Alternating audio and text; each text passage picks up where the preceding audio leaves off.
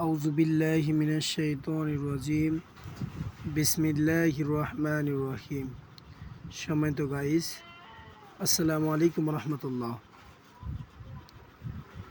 আলহামদুলিল্লাহ, আপনাদের দোয়ায় আমরা সবাই ভালো আছি। ইনশাল্লাহ আল্লাহ রাব্বুল আলামিন যেন আপনাদের সকলকে ভালো রাখে সে দোয়া করে আমি আমার কথা শুরু করছি।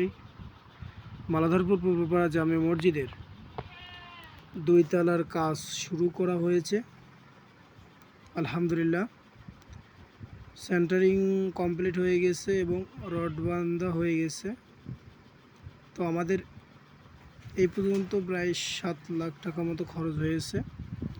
তো মসজিদ কমিটি একটুখানি টেনশনে আছে, অনেক টাকা ধার করে তারা কাজটি করেছে। তো ধন্যবাদ জানাই মসজিদ কমিটির সকল সদস্যকে। আল্লাহ যেন তাদের এই উসিলায় জীবন জিন্দেগির গুনাহগাতাগুলো মাফ করে দেয়। আপনারা সবাই তাদের জন্য দোয়া করবেন এবং মসজিদ কমিটির পাশে থাকার চেষ্টা করবেন। তারা আমাদের এত সুন্দর করে এই কাজটি করছেন, আপনারা যদি পাশে না থাকেন তারা অনেক ভেঙে পড়বে। সেজন্য আপনারা সবাই পাশে থাকার জন্য চেষ্টা করবেন।